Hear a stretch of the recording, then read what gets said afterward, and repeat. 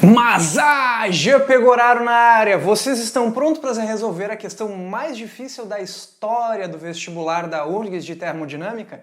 Então tá, acompanhe comigo a leitura dessa questão, tá? Olha o que ela tá dizendo, pessoal. Ela, sem sombra de dúvidas, foi a mais complicada mesmo de termodinâmica. Caiu em 2015, tá?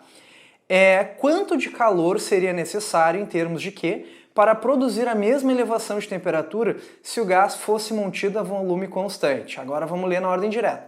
Sob condições de pressão constante, certa quantidade de calor Q fornecida a um gás ideal monatômico eleva sua temperatura ΔT. Quanto de calor seria necessário em termos de Q para produzir a mesma elevação de temperatura se o gás fosse mantido a volume constante?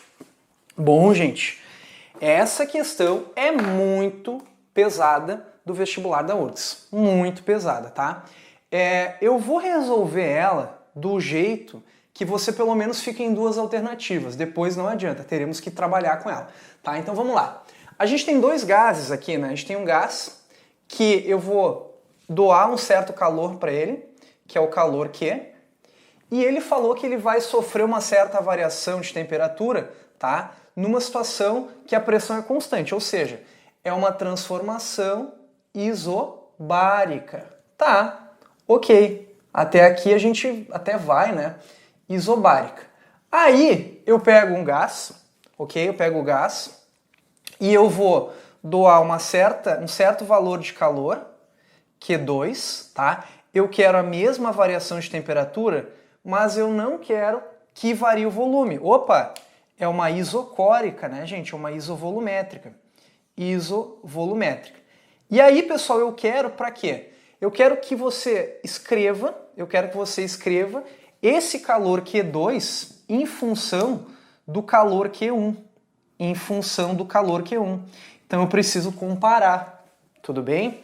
Então vamos lá, vamos entender o que eu preciso fazer. A primeira coisa que eu tenho que fazer, já vou dizer a real para vocês. Eu vou usar tudo da termodinâmica aqui basicamente para resolver, tá? Então, a primeira lei da termodinâmica para uma isobárica diz que todo calor é igual ao trabalho mais a variação da energia interna, certo? Então, isso aqui eu posso usar.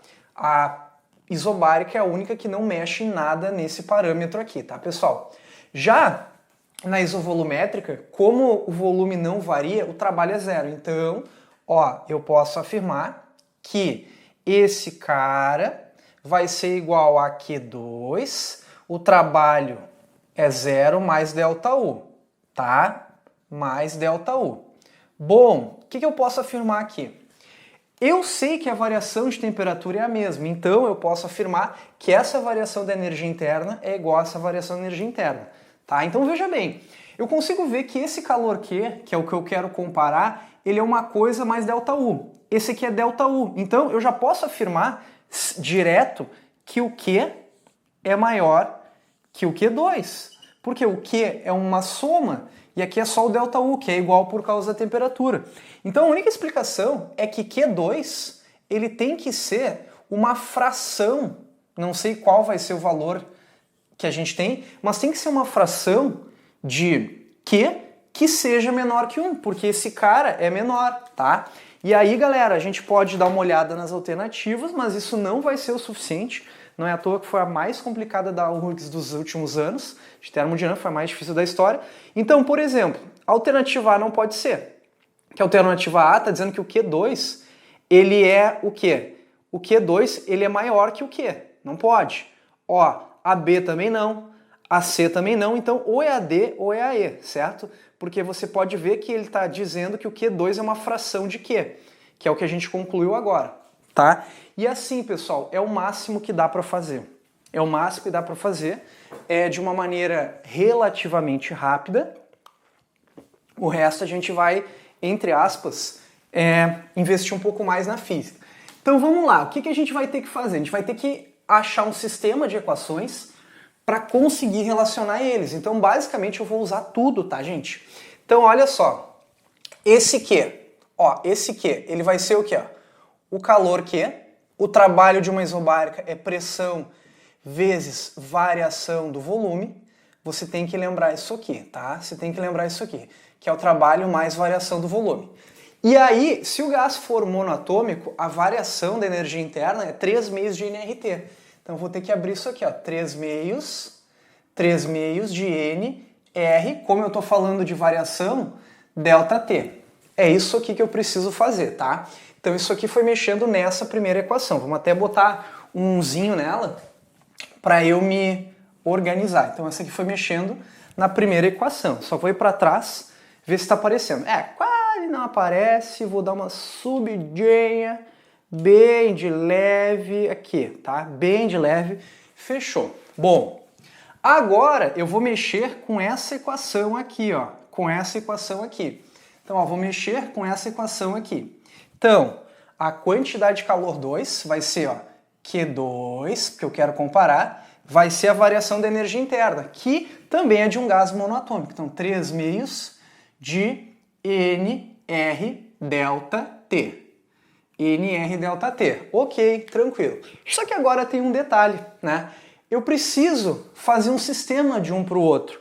Só que pela equação geral dos gases, eu posso mexer um pouco nisso, né? Porque você lembra que da equação geral dos gases, eu posso afirmar o seguinte, ó, que a pressão vezes a variação do volume, é igual ao quê? nR ΔT. nR ΔT. Então, isso aqui, pessoal, veja bem, isso aqui que eu fiz agora, eu vou substituir aqui. Então, com a substituição, que é bem importante você veja isso, ó, com a substituição, eu vou ficar com a equação 1 com essa cara, ó, que vai ser Q igual P ΔV nR ΔT, nR ΔT, mais o 3 meios de nR ΔT.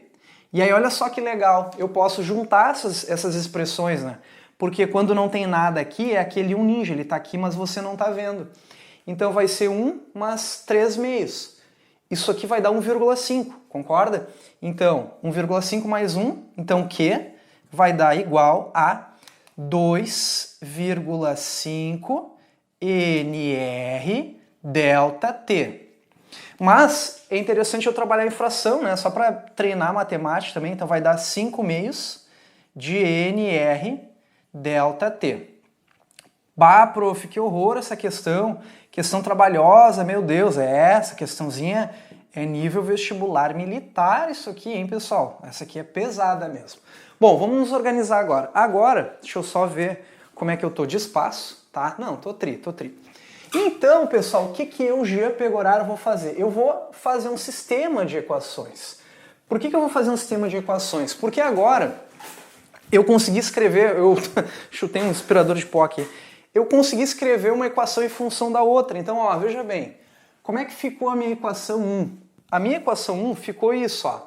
A minha equação 1 ficou assim, ó, que Q é igual a 5 meios de nR ΔT.